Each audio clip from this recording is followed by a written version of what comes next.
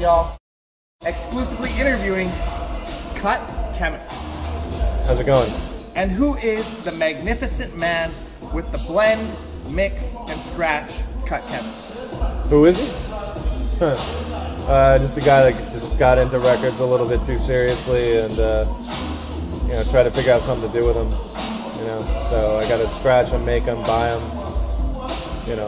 And starting out with the Unity Committee and Rebels of Rhythm, and then forming Jurassic 5, share both the history and highlights from the start to end into Unified Revolution.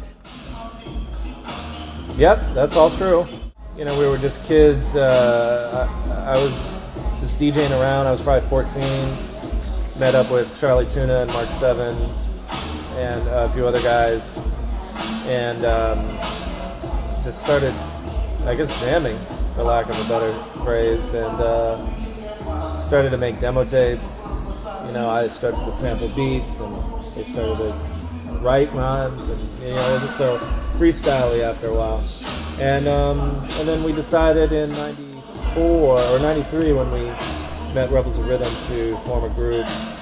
I made a song that featured both artists. Came Jurassic 5, put it out independently, sold it out of my car. Got picked up by TVT in New York.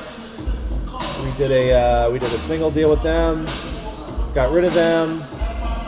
Did an EP independently again. Got picked up by Interscope. And then that was pretty much when things went kaplooey and blew the hell up for us. And tell us about Ozomotley and your ideas behind it, along with the album Street Signs, and taking a Grammy for that. It was roughly formed around the same time as Jurassic 5, maybe a little bit later. And it was just a mix of different artists and musicians in LA that I had already known and worked with in the past. And we formed kind of a jam band of different cultures and instruments, kind of exotic for back then. And so they wanted me to be the DJ element. Sounded fun. I was looking to get into anything at that point in time in my life. I was trying to experiment. Anything I'd never seen before, I was down. So I definitely never seen an outfit like Ozomotley before. And when Will Dog stepped to me, he was already a friend of mine. Told me what was involved, and yeah, I was down. So yeah, we did that, and then that kind of grew organically the same way as Jurassic 5. We kept doing shows around Los Angeles, getting more known, doing more shows. I think we were the hardest working band in show business for a minute because we did like 3 shows a day. And then they got signed to Herb Alpert's label, and that was in '99. So it all just kind of happened at the same time, both groups and myself, just all, I don't know, somebody must have put something in my Wheaties in like 1997 because everything just happened at the same time. And working with the man, DJ Shadow, and the group Less Than Jake, share both the partnership and sick turntablism that you two shared and featuring with the band. Yeah, the Less Than Jake thing, it was, I just did a scratch session for this engineer for a group called Less Than Jake, and it was just kind of like a finishing touches, post-production kind of treatment to a song. I never actually sat in the studio with them, but it came out cool. We did it, and it's forever branded on my Wikipedia, which is cool. And Shadow, well, we go back, pretty far, and we've definitely done a lot of work with records. I don't know anybody I could say that I've gone like the furthest stretches of what you can do with a record. Anybody else? No. It's just the intricacy of those projects and being all 45, brain freeze and product placement and hard sell and the visual component, and it's almost like I've never worked that hard again in my life. Those are really intense sets, and equally as pleasurable to share that with people. So. Working with DJ Shadow, any memories behind that you could share? Too many. There's every time I go to a city, I'm like, oh, we did Hard Sell here, or this is the first time we did Brain Freeze, you know, or we bought, you know, we would do little digging moments here in this city or that city. We went, you know, here or there or whatever. But yeah, I remember going shopping with Dude here. I picked that record up, and this record introduced me to this dealer. Yeah. Very nice. And we'd love to know more about Double D and Steinsky. And what lessons can you give us on what makes an excellent DJ? Double D and Steinsky are pretty much my heroes as far as cut and paste mixing, as far as its studio creation. The art of mega mixing, they pretty much took it to a whole nother level in the early 80s. And so that's a lot, that's them in a nutshell. A lesson for mixing, it's really just keep your ear open to a variety of music, variety of styles of music, and keep it interesting. I don't know, challenge yourself, challenge your audience. You know, don't be afraid to lose them. Don't be afraid to get them back.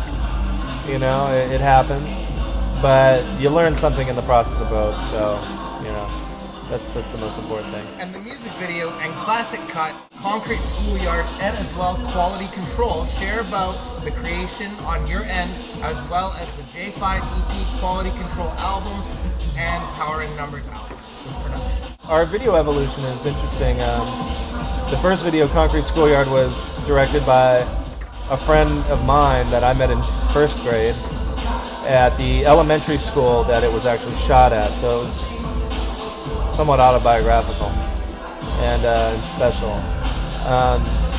Quality Control was up for a Video Music Award, I believe. And I think we lost in the category of new artists to Mudvayne. And that was just days before 9/11. But it was a great video, very inventive with the kid looking through the viewfinder and very animated and special effects. I think Jeff Richter directed that, yeah. So, and then we kind of took that aesthetic and ran with it with What's Golden for the Power of Numbers album. Much more animated and much more special effects, almost all CGI actually. Interesting video, I liked it. I can't remember who the company that directed it, shoot me. But no, I watched that video just recently going, oh, that's pretty ahead of its time.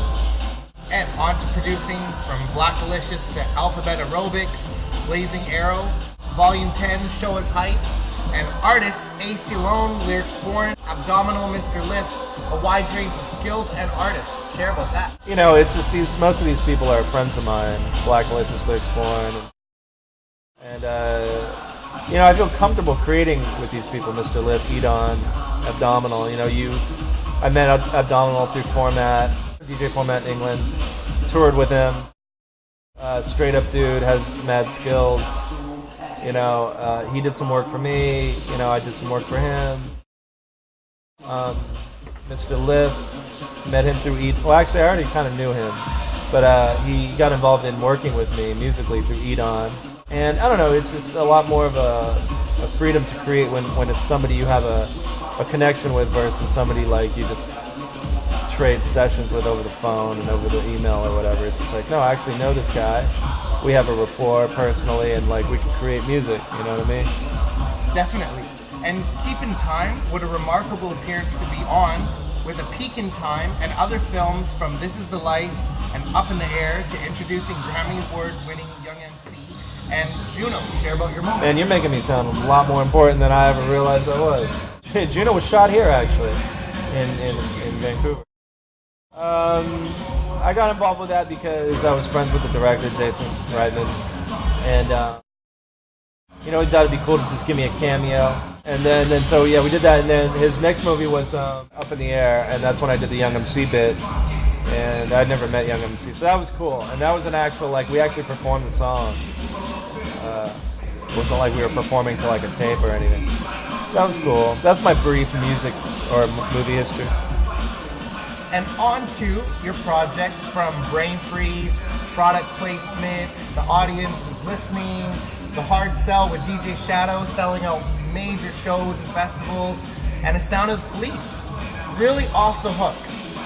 Let us know about your project. Yeah. I mean, it's just, again, the stuff with Shadow, somebody that I can relate to musically and creatively and express myself and feel free to kind of move within, both of our boundaries, because we share the same thoughts and the same kind of aesthetics and music. So it's just a little bit easier because we have that history as friends and we share a lot of the same tastes and inspirations and why we do what we do. So to create together with that kind of background as friends, I think it creates a lot stronger of a show and a performance.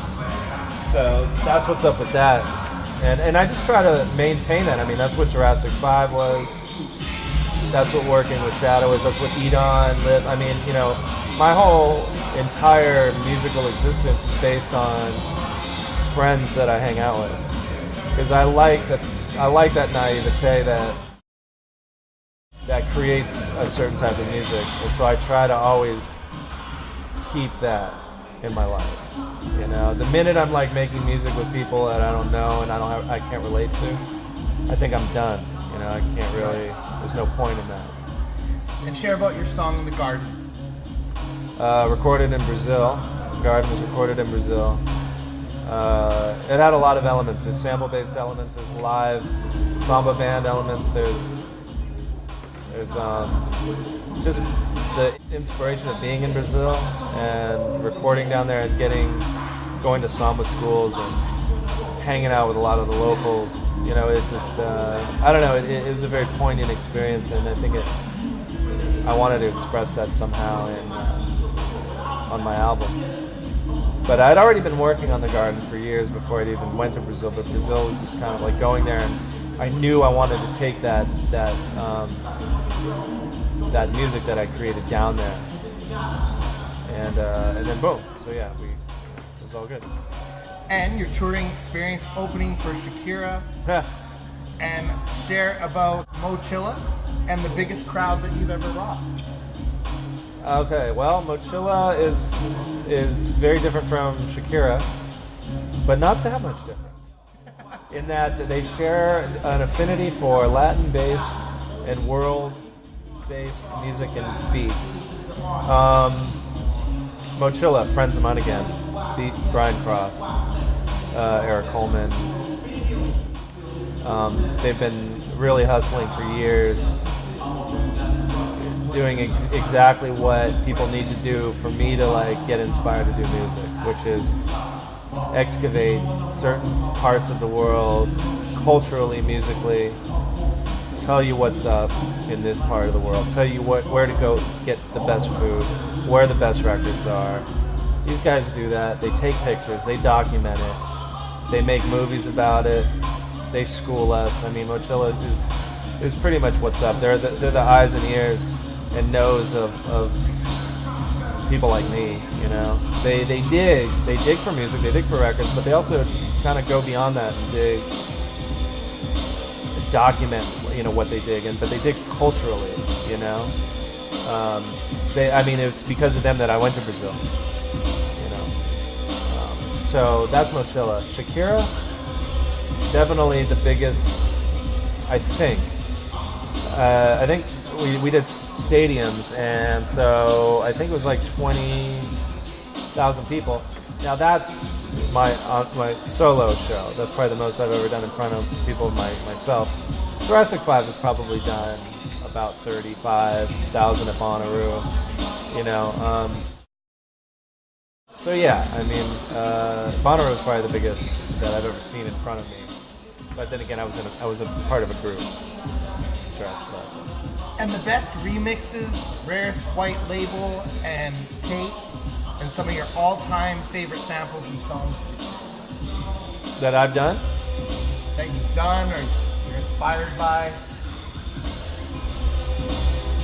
Kubert's preschool mix. That's a mixtape. 94 maybe? Mr. Dibbs, what was that? What's that called? Was it Turntable Scientific? I can't remember, but that was a good one. That was a good mixtape. Kid Koala, Scratch Happy Land. That was a good one. You know, I think Lesson 6, I hold that in high regard. Probably like one of the more like one of the achievements I'm most proud of. I mean, there's so much music out there that inspires me. I couldn't possibly, but hip hop DJ wise, those are the tops. Rarest white label vinyl that you own? You can share with us. White label. Oh, wait, hold on. All right, I'm not gonna mention that one. But there's I'm not gonna mention that one either. I'm really good with certain show vinyls, right? That DJs print up for their groups to perform off of, and I've got I got some good ones that haven't been reissued or bootlegged or whatever. So yeah, that's probably like some of my most rarest tapes. Rarest tapes that I own. Rarest tapes. Tapes. What would be a rare tape? A rare cassette. Fuck knows, man. I don't know. That's all good. Yeah. And what's coming out? Man, if I could just get this single that I'm working on finished. It's a song called Outro, revisited by a dude, by myself, featuring an MC named Blackbird. Yep. And I'm looking for that in the fall, and then I'm gonna just kind of see how that does on an indie level. Cause I got an album I'm working on, and we'll see what's up with that album. How's that coming along? It's gonna be it'll probably be a minute. I think I gotta get it out by spring next year, but it's about like 75% done. And one of the best hip hop memories you've been part of or contributed to? Well, there's a lot of those too, but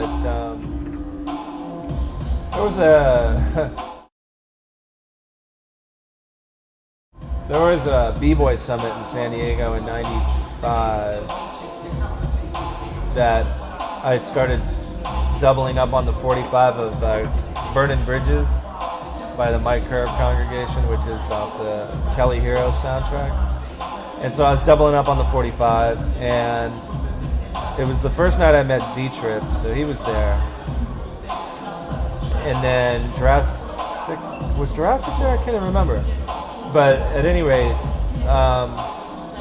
Donald D. and who else was there? Like Donald D. and like Curtis Blow and maybe Busy B. I can't remember who. Whip a Whip. So Whip a Whip and Donald D. just grabbed the mic and just started trading as I was cutting up this 45. And I just looked back at Z-Trip, and he's just like, it's all you, man. This is like history right here. You're rocking like breaks on a 45, and like some old school ass MCs are killing it right now, dude. This is the shit. And so that was a proud moment. And you got anything to say to Canada? Yeah, it's good to be back. I'm looking forward to playing for you guys. It's been a while, and let's keep it edgy. Let's keep it progressive. And you got any shouts? Shout out to my man Jay Swing. I haven't seen you in a minute, bruh. 96 style, flip mode. Man, I mean, there's so many Canadians out there. What up to my man Kid Koala? And I don't know, man. Those are my peeps.